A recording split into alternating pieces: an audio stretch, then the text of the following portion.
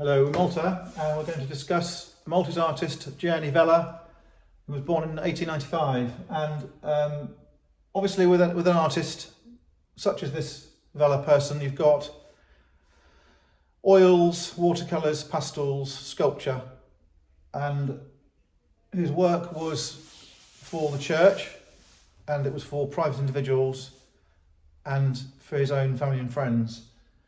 So you've got to, when you think of one of these Maltese painters, don't just think of a man standing by an easel with a paintbrush. Think of other things. Think of the artist seeing what was going on in Rome, particularly Florence, what was going on in France, England to a lesser degree, but to a degree.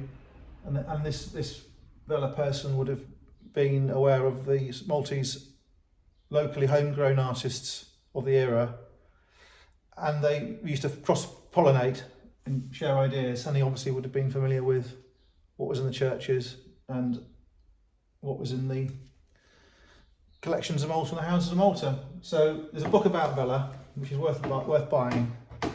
It's widely available in Malta, and the first thing you'll notice when you start looking is at the beginning there are quite a lot of pastels shown in this book, and it gives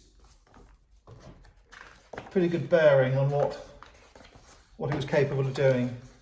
With pastels, you'll notice these pastels have the same palette as this one here, which we bought today in Malta. So this pastel, it's quite a large piece of paper. It's quite squarish, and you'll notice it's not the sort of paper you should tear out of a scrapbook. It's purpose-bought artist's paper. It's a buff, yellowy paper, and it's in a later frame. That, I imagine, judging by the dates on the pictures in this book, is around 1910, roughly speaking, 1920. So it's a pastel on a buff paper. It is signed G. Vella, and it's in extremely good condition, and it has the right palette of colours. So when you think of a box of pastels, you see them in the shops, you'll see a box of 20 pastels in a tray. If you go back to an artist of the early 20th century, the range of pastels available in an artist store would be much greater than you'd appreciate. There would be trays of each colour. So for example, there would be a wooden tray with 50 colours for green. There would be different blacks, there would be different whites, there would be different yellows, there would be different reds, all the blues, for example. And I would have thought, looking at this here, that this artist was using the same box of pastels. That's my feeling. And they're not just a handful of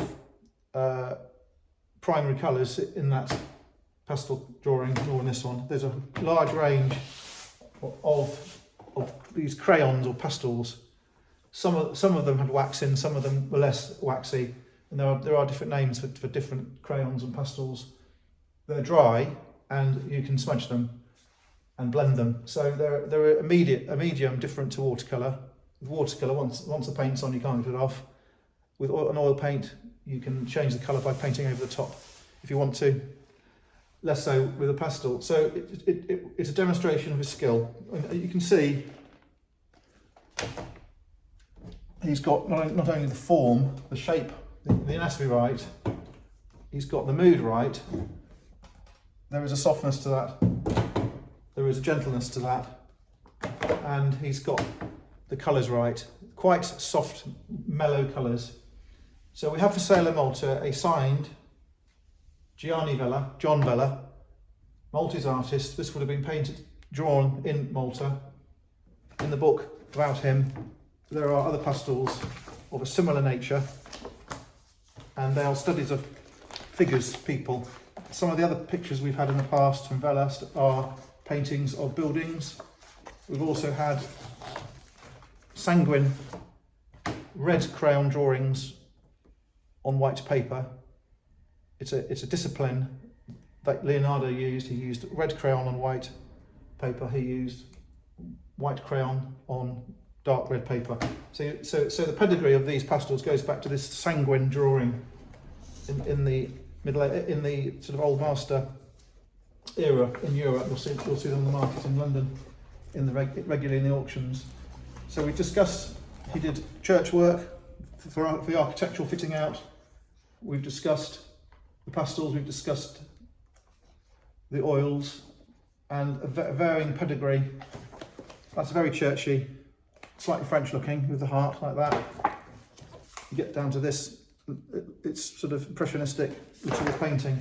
So he was widely skilled, this artist, and if you want a representative pastel drawing, I have one for sale, and come and have a look at it if you like. Thank you.